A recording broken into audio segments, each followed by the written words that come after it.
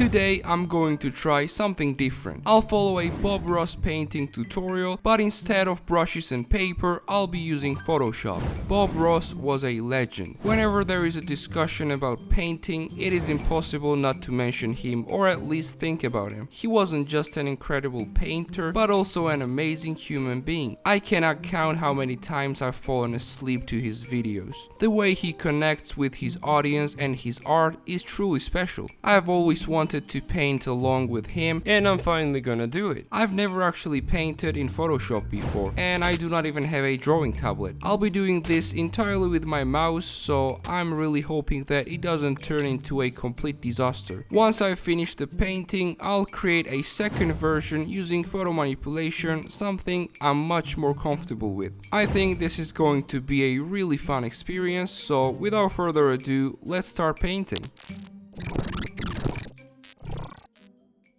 Hello, I'm Bob Ross. Come on up here, let me show you what I've already done. Hey Bob, well, he already painted something, so I guess I'll do it myself with a brush. There we go. Just paint it here and there with this brown color, and I guess it looks fine. Let's start with this little 2-inch brush here. It will go right into a small amount of the phthalo blue. Okay, and phthalo blue. We'll just do some little looks pretty simple. X's, little crisscross strokes, and we'll work all the way across the top. Now the color is continually mixing with the liquid white. Is this working? I mean, it does kind of work, but it's also not looking that good. Okay, let's do it more, I guess. Is this starting to look like a sky? I don't know, I guess. I hope it's gonna look better. Okay, now we'll just take and very gently go across the entire sky. Okay, let's go across to remove the brush strokes. Wait, I don't have brush strokes. We have a happy little sky. And that's all you have to do to make a very, very basic little sky. I mean, his sky definitely looks better, but mine is not bad as well, so I guess it's a win. Now let's build us a little mountain. I like mountains. Some alizarin crimson, and we just mix those together. Wait, how do I mix the colors? God damn, I didn't think so. about this. So I can just take his brown color and make it darker, I guess. That will be fine. World, it's going to live maybe right there. It is now anyway. Okay, I guess I'll use the same brush because I can easily paint the mountain with this. Let's see. There we go. I think it's working. Maybe, yeah, right there. We'll have another little bump there. Just wherever you want to. Let's do the same thing with a smaller mountain because it is working pretty well for now. Let's fill the inside as well. There we go. I'm just gonna fix the edges to make them more straight. Let's fill up the bottom part of the mountain. There we go. Same brush. Now, using a big brush and very firm pressure, I want to pull this down. You can just blend it right on down, and already that mountain looks like it's almost sitting out there in the mist. So I'll paint with this bigger brush to make this kind of gradient like he does, and I'm gonna remove the paint from some of the parts to have the shape of the mountain, I guess. Tell you what, let's wash the old brush. That's the fun part. Oh yeah, that is the fun part. Excess. Oh, I love this part. There we go. Just beat the devil out of it. As I say, that's the part that's the most fun. No pressure. He just makes this look so easy. I just do not understand. How am I gonna do this? Let it float. Let it float. Right down the side of the mountain. Think about where light would strike. Okay, so I found this brush that does kind of the same thing, and I guess it's working. There we go. Just make it float. Make it float like him. There. It does kind of look like a mountain. I don't know. Float. There we go. Okay, let's go right in here. Gotta make those little noises or it doesn't work right. Okay, now it's time for the big mountain. Yep, there we go. This looks like a mountain, and I'm kind of happy. There we go. Okay. Let's do the tiny mountain right here. Okay, there we go. Nice. Okay, this does not look that bad, and I'm actually proud. I'm just gonna change the color to make it more blue, I guess. We'll do this little rascal first. Put a little bit of shadow right there. So I'll take the same blue color and just make it darker and paint it on the left side. There we go. It does look like a shadow, and it is looking pretty nice, I think. Let's fill up the bottom part as well. The smaller mountains. There we go. This tiny part as well, and oh my god, it does look like a mountain. It is actually very nice. trees that sort of grow right up the side of this mountain. And to do that, all you have to do is take the big brush and tap. So I'll just take the green color and with a low flow, I'll paint it on the bottom side of the mountain. I guess it's gonna look pretty fine. There we go. Let's do it on the left side as well. Just make it float, just like he says. Maybe there's a little foothill that lives right here. So I have this pine tree brush that works perfectly for this. I hope it's not considered cheating though. Okay, let's paint some more on the bottom and there is your forest. A happy little evergreen tree right there. We just use the corner of the brush.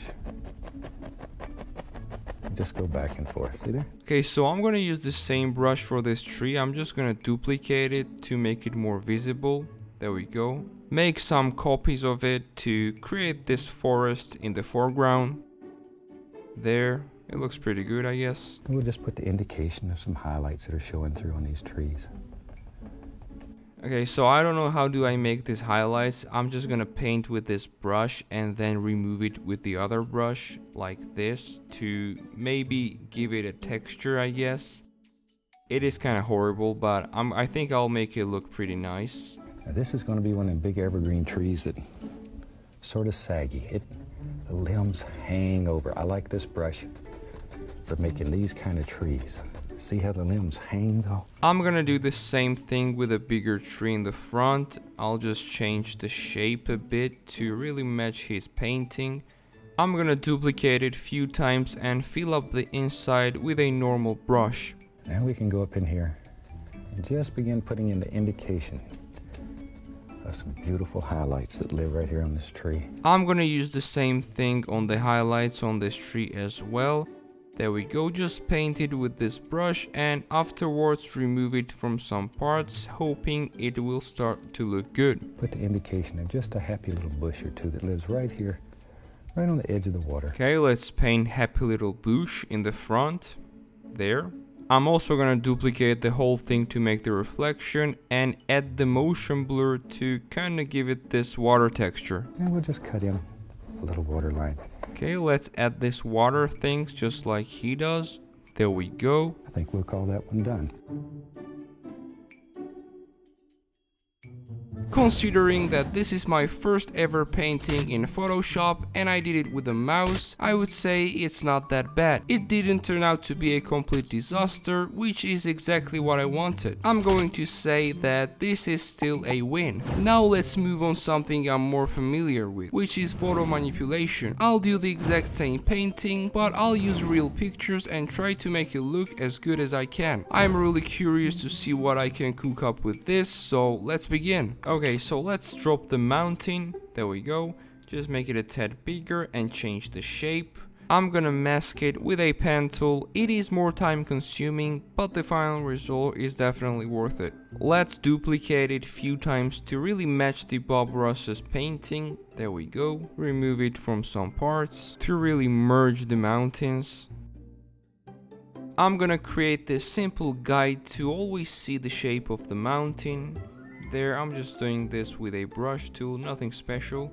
Let's drop another mountain, because right now you can tell that I duplicated one mountain 4 times, which is something I do not want, actually. This picture has the bottom part as well, which is gonna be perfect, I think.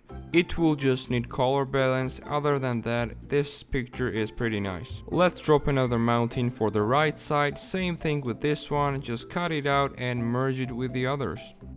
I'm just gonna leave the top part because everything else looks pretty good to me. I'm gonna use the same image and cut out the bottom part to fill out the space. Some of the mountains are really yellow, so I'm gonna use the color balance and increase cyan and blue to match the tones of the first mountain. There we go, just play with it until you like the results.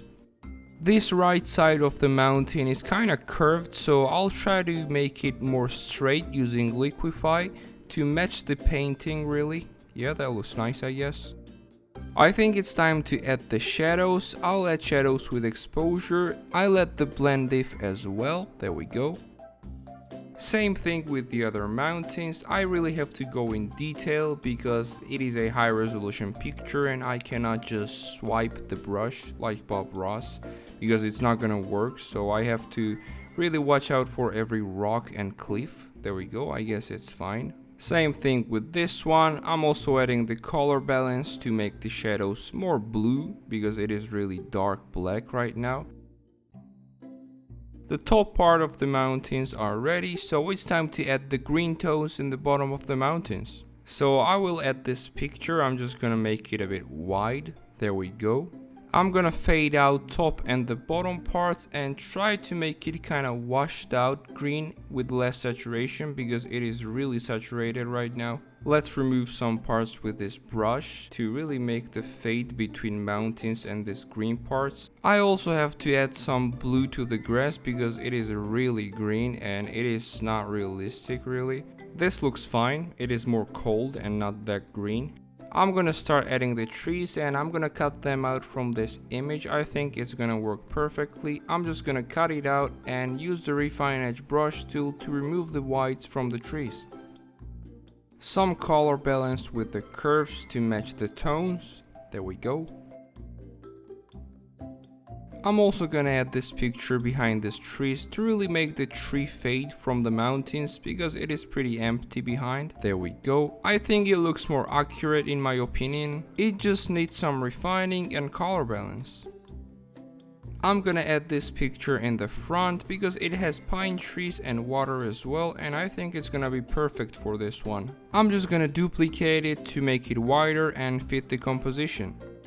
I'm gonna add one more layer of trees between those two layers to really increase the feeling of the depth of field. I think it's time to add the trees in the front, which is the main thing in this painting. I just downloaded this 3D object from Envato Elements and I think it fits perfectly in this composition. Just duplicate it a few more times to really match the Bob Ross's painting. I'm gonna add the shadow on the left side of some of the parts because they are really bright and it doesn't make any sense. I added the highlights and blend diff on the trees to keep the highlights on the right side of the tree. Let's duplicate and flip the whole thing because reflection in the water is not really accurate at the moment. I'm gonna carefully paint the reflection in the water. There we go. I'm gonna make it a bit darker and add the motion blur just like in the painting. I'm gonna add some fog in the foreground. There we go. I think it looks fine. Let's add the birds. I mean, why not? I think they're gonna look pretty good in this one. I'm gonna duplicate it a few times. Finally, add the camera raw filters and this is the final result.